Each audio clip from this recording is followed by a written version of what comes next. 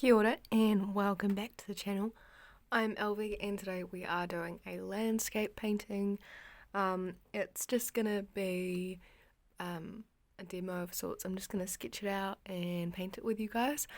I got a comment last video about how someone found it helpful just to see my process and stuff, so I thought I'd do that once again. And this time it's just from a photograph I've taken. The photograph is focusing more on the clouds, and I feel like clouds is quite a hard thing to paint, so I thought I'd show you guys how I paint clouds. So this is kind of a 2/4 sky and a quarter landscape, so it's of the harbour, so I'm just going to do a straight line of sorts here, kind of where I want the waterline to be, and over this side at some point there are some rocks here, so I'm just giving it a light sketch with a pencil where I kind of want the rocks to be, and kind of hinting at some rocks here at the same time. There's also a bush over here, so I'll just sketch them in, not being pedantic with it because I don't need to be, so I'm just sketching them in here, and above that we get the view over the city, which has a bit of a hill going on up until about here, and then there's a bit of a hill closer up, so I'll change the water line a bit for that. Wow. It's looking beautiful. Sorry about the lighting. I'm doing my best here. But I'll just sketch in a little bit of the details. Nothing crazy because it's mainly just bush and trees and stuff. And yeah, then I'll sketch very lightly where I want the clouds. So they start with back here, so this is just the base, and then one comes in about here, and then a big one kind of swoops over. I'm being very gestural with the clouds. I find that quite helpful to capture the flow, especially since clouds are very free form and kind of change their shape a lot, so it's good to be very loose with how you kind of capture them. And I'm just doing the base where I want shadows just for reference when I come to paint, and then any kind of noticeable kind of structural shapes I'll also sketch in. But that's all I'll do here. I'll give you guys a close look of the sketch. Oh, if it wants to focus, there you go. So it's very rough, and I like my sketches rough. It's kind of the style I've come to enjoy the most. So I've got my water over here, and paints I'm using are just a Schminker Academia set with some Da Vinci paints in here. So we've got the Da Vinci Blue and the Da Vinci Burnt Sienna as well. And yeah, this is just using up a set here. But we'll get on to painting.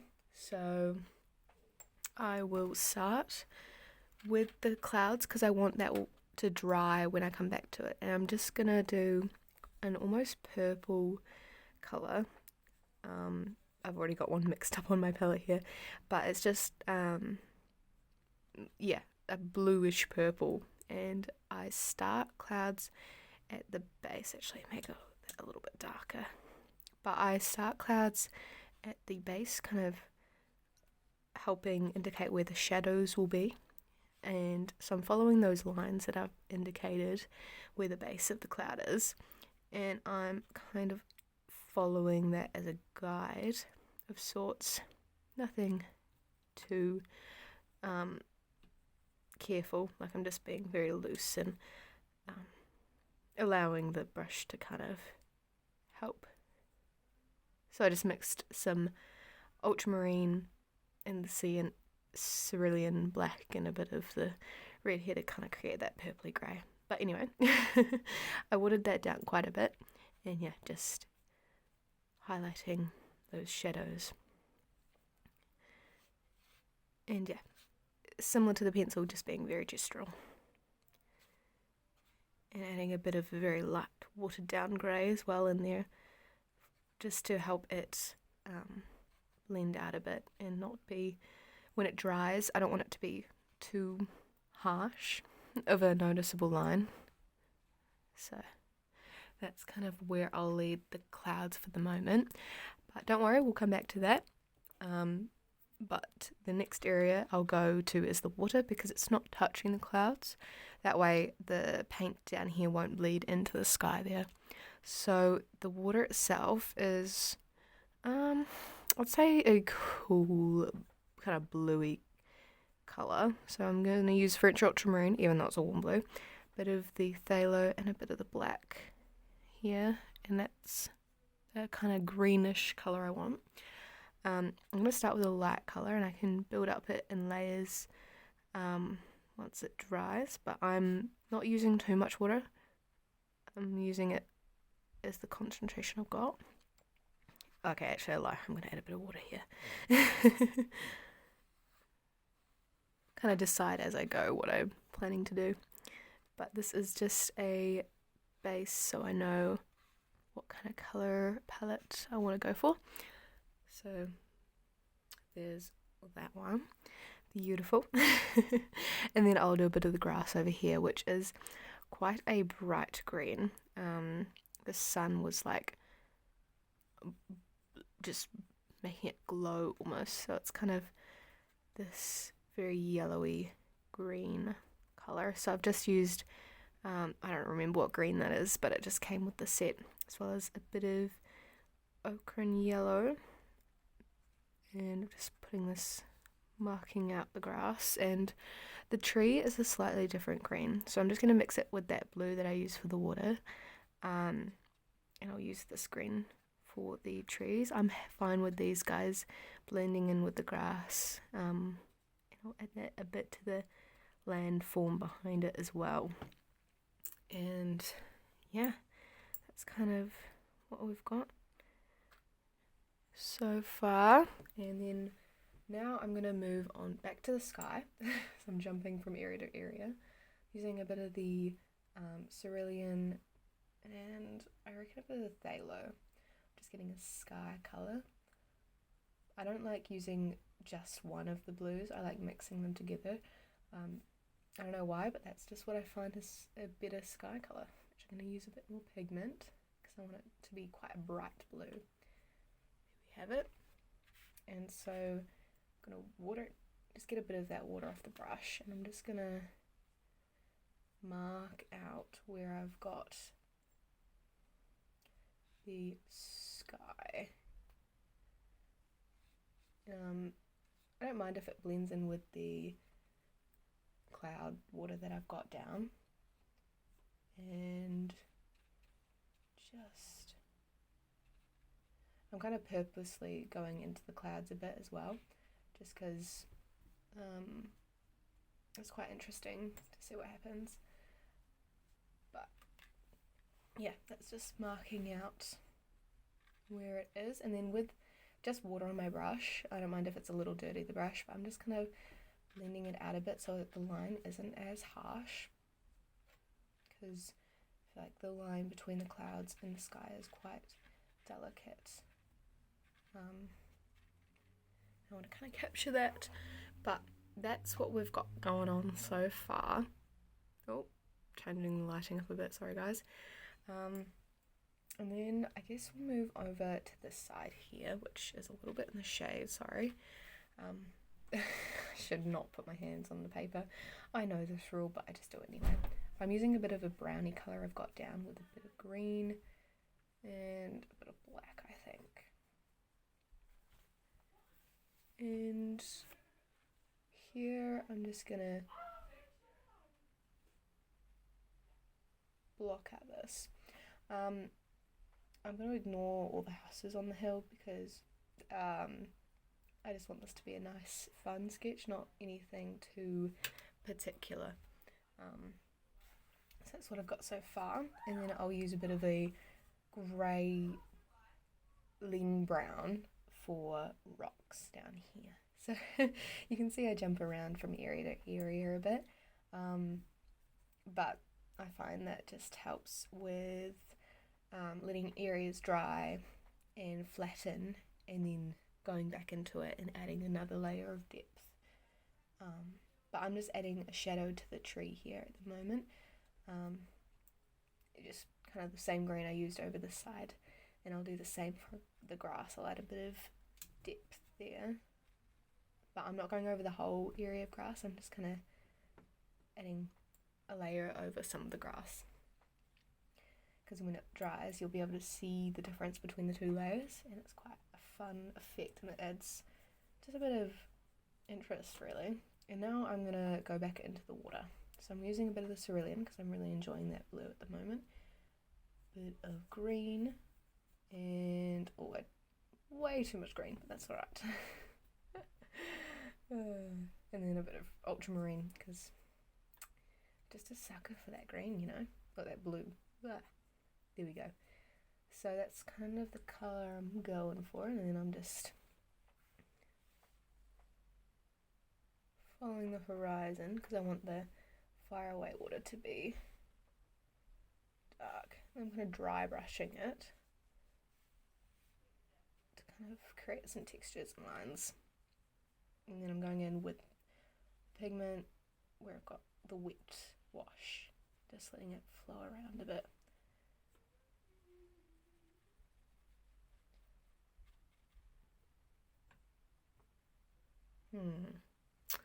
And so that's it so far. You can see it granulating here. I love texture, so I'm happy with that. But that just means it's separating in a very fun way. It's kind of the heavier pigments seeping into the paper, into the grooves and textures that it has, which is quite cool.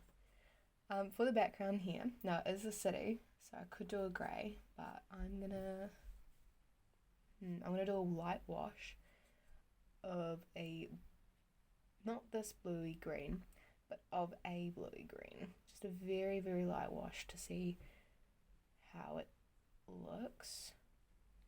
And that's kind of what we've got. You can't even tell on camera. And then we'll go back into the sky. So I'm going to go back in with a almost purple colour. I'm just going to use some of the whales I've got here because might as well, they're here.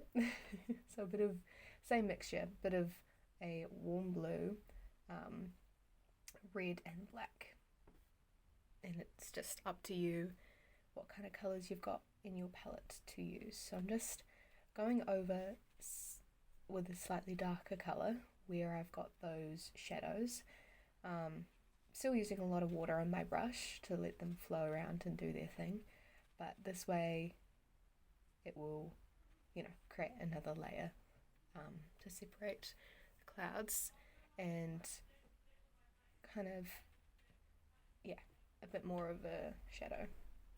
So that's what I've got going on. So I'll let that sit once again, and I'll go back to this tree here because it's I'm staring at it, I'm like, it needs more detail, needs more depth. So we'll go in with a green to add another colour there, and once again a bit more green into the ground there. And then for the rocks, I'm going to use a brown that I've got here and just kind of dollop some colour there to add some rock shadows. I'm on the other side again. I'm sorry if I hope me explaining my steps is helpful and not just like, okay, I get it, you're painting. But this is kind of a tutorial of sorts, I hope, so you can follow along with what I'm painting. So I'm just kind of creating a green and this is going to act as the shadows for the side. So I'm just kind of putting the shadows at the base of the land here, and then not really at the top, but just swooping around where I want it. So there we go. And then I'm going to use a very, very light wash of lemon yellow here. So this is cool yellow, but a very light wash of it at the kind of tips of the cloud here, and just where I want the absolute highlight to be. I do this just because I find it adds a really nice touch to the clouds, and it contrasts really nicely with the purpley clouds going on. So I am not going to touch the clouds anymore. I'm going to let that dry. I'm going to let that sit. And the next, probably last area I'll work on is this middle ground here. I don't know if I really want to add the city, so I don't think I will. That's the fun part about creative liberties. So I'm just going to use the similar green I used down here, and a bit of blue apparently, but I was thinking a bit more of a brown black, just to see what happens. Oh, guess we're using this. So this is gonna make it feel a bit more in the distance. So just add a bit of a hill here, and I'll add actually a bit of this to the tree here and to the landmass over here. And then lastly, before I let this dry and I'll come back to it, is I'm going to add a bit of, kind of mixing all the colours I've got down, but I'm going to add a bit of shadows into the water here, and it's just kind of dolloping lines in the same direction as like the shadow caps of the very light waves.